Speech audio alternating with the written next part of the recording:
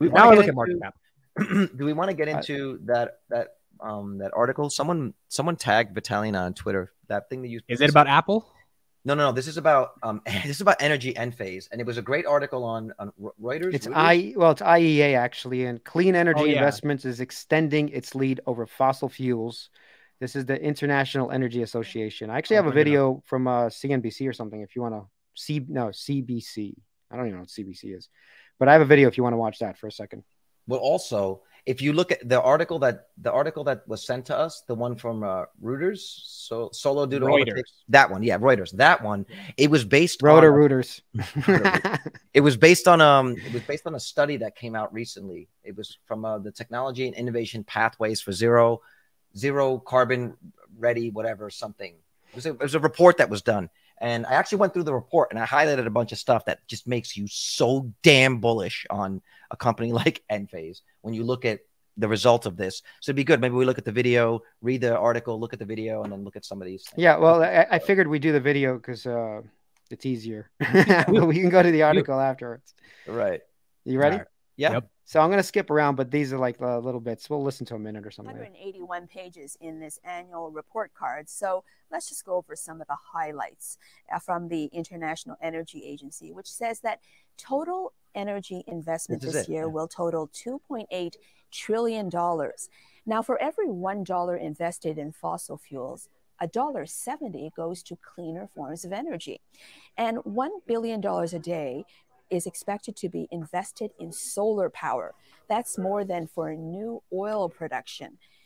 So I'm just going to stop it there because this is really important. Okay. The fact is that for every $1.70, it's going to clean energy production now, right? New projects, as opposed to investing in oil. But the thing is, people are still investing in oil, but this is kind of just crazy information that this is happening. Any thoughts on this?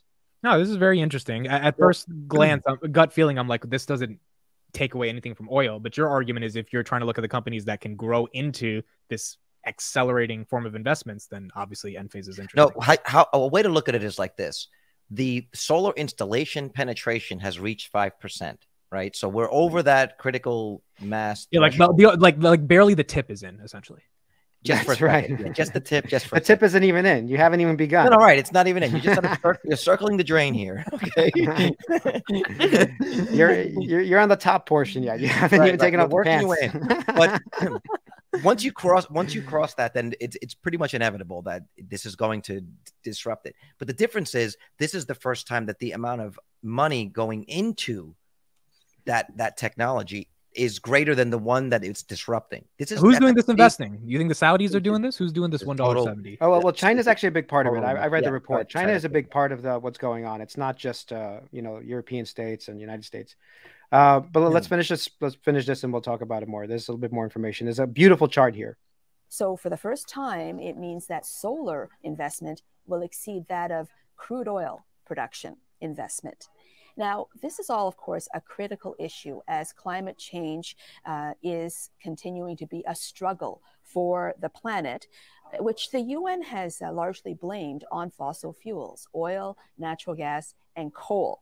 Progress has been slow but measurable. If you look at this graph, you'll see that the green lines represent greener forms of energy investment, while the black lines are fossil fuel investments over the years, and the two have so we can pause it there, maybe put a link to this, but basically look at that. Look what's going on. Well, no, you should look at the chart. Sorry.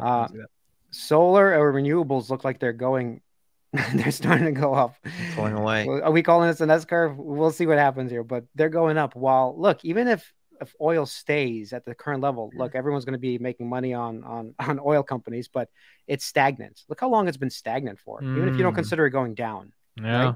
So if you are investing new money and you're looking at this kind of a chart, not my chart, by the way, I didn't put this up. To the International Energy Agency. That's right. If they're saying that this is what's happening with the green energy investments, whatever, clean energy investments, people should pay attention to this just being an investor. Okay. Forget about that. So if you're investing in oil, the dividend is great. Are you going to get your 10Xs in oil? Probably not. You're going to do well, though. Look, dividends, there might be some capital appreciation. That's going to happen. But look what's happening here. This is like, and again, you think outside of SolarEdge, Enphase, and Tesla, there's really not that many other energy plays to take advantage of in the public market. There's a lot, but what are the most obvious ones? Why do I have to, I don't want to be a contrarian here. Let me just, let me pick the winners. SolarEdge, Enphase, and Tesla are clearly the winners here. Okay. We've talked about this before. Enphase and SolarEdge own like 90% of this inverter market. Soon the battery market, right? That's coming up real fast behind it. So why do I have to like figure out this new company to find, this is still $40 billion. Energy companies are hundreds of billions of dollars, right? Enphase is 40 billion? Enphase is like 20 billion right now. Oh, I'm sorry. It's 28 billion. Yeah, it fell. It fell from 40 billion or 50 billion. Yeah. So it's 28 billion or so. And if energy companies are worth hundreds of billions of dollars, and this is an energy company, why am I going to be looking for some other, $1 billion spec play? I don't want to do that. I want my money to be safe. And while we're being bullish here, one thing I think we should just mention to the audience is you think second quarter is still not going to be good because rates are still high. So I think second quarter is still a problem. Looking at the history, and we talked about this in one of our other episodes, that I averaged the last 5 years of second quarters, and it's a 2% sort of growth in revenue. Okay. The market might take that as a bad sign, even though that's the last 5 years. Right. But then quarter 3 and quarter 4 are just like gangbusters for Enphase the last 5 years. So we'll see what happens. But I'm actually hoping quarter 2 will suck. So because that gives me another chance to get my $130 price target, which I keep trying to hit. But also keep in mind what, at least on the residential side, what makes people want to buy solar, right? At least for me, it was that massive energy bill that I get in August when my consumption is highest. And I go, you know what? Fuck this.